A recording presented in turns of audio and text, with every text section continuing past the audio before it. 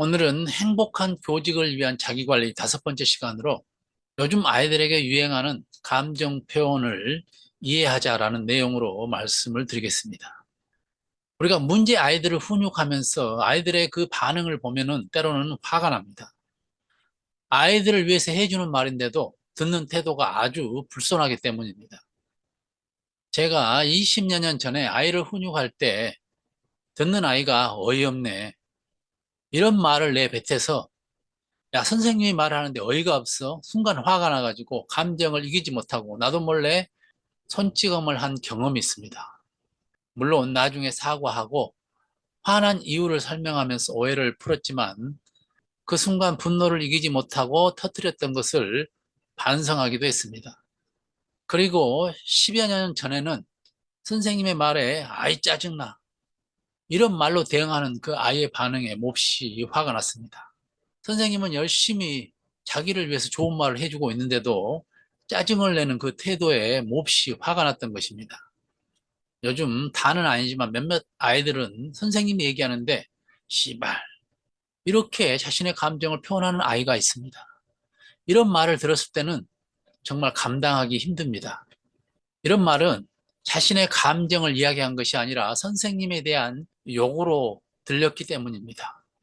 너 나한테 욕했니? 이렇게 물어보면 욕 안 했는데요, 이렇게 얘기하는 말에 더 화가 납니다.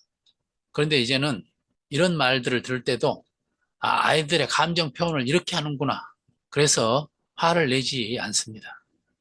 상담을 하다 보면 때로는 선생님 뭔 개소리예요, 또는 개소리 마세요, 이렇게 생각 없이 즉흥적으로 말하는 아이도 있습니다. 그때의 분위기에 따라서 아이가 친밀감을 표현하기 위한 말로 할 수도 있지만은 한편으로는 버릇없는 아이로 보여서 더 훈계를 하게 됩니다. 이런 아이들의 태도를 어떻게 수용하고 어떻게 이해해야 화를 내지 않고 관계를 계속 이어갈 수 있을까요? 아이들의 감정 표현 방식도 유행이 있는 것 같습니다. 어이없고 짜증이 나고 때로는 씨발 이렇게 욕하는 것들이 교사에 대한 욕이 아니라 자신의 감정을 그렇게 솔직하게 표현하고 있는 것입니다. 이것을 이해하지 못하고 듣다 보면은 선생님이 말하는데 어이가 없어? 선생님이 말씀하시는데 짜증이 나? 또 씨발 이런 소리를 들으면 너 나한테 욕했니? 그래서 감정 컨트롤이 안 되어서 더 화를 내고 더 훈계를 하게 됩니다.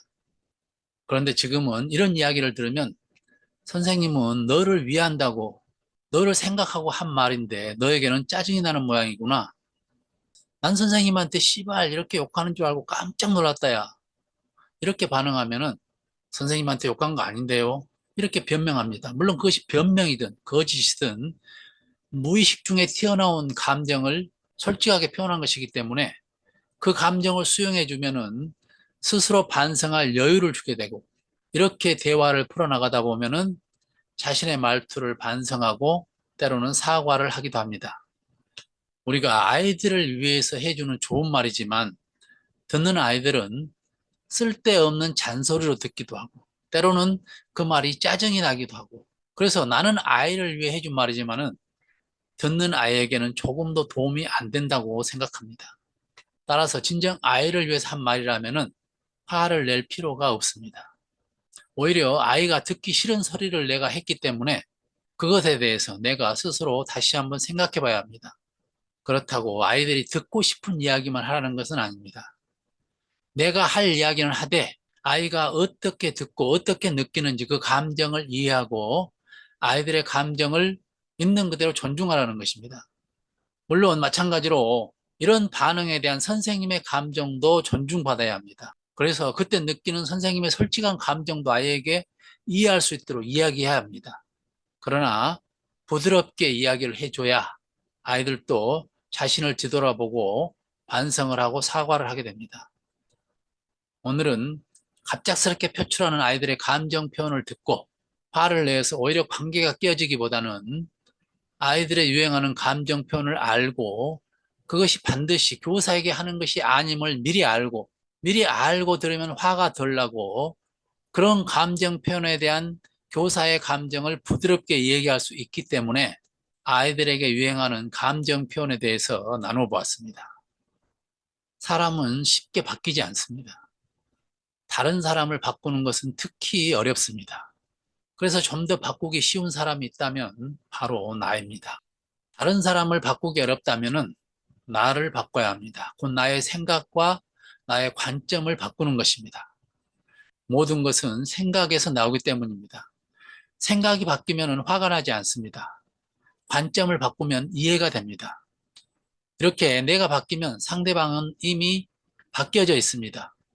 바뀌지 않았지만은 내가 그를 바라보는 관점이 바뀌면 바뀌어져 있게 보입니다. 우리가 쉽게 바뀌지 않는 다른 사람을 바꾸려고 에너지를 소모하기보다는 내가 바뀌는 것이 훨씬 빠르고 그것이 나를 행복하게 합니다. 행복은 남이 만들어주지 않는 것 같습니다. 행복과 불행은 자신의 마음 속에서 나오기 때문입니다.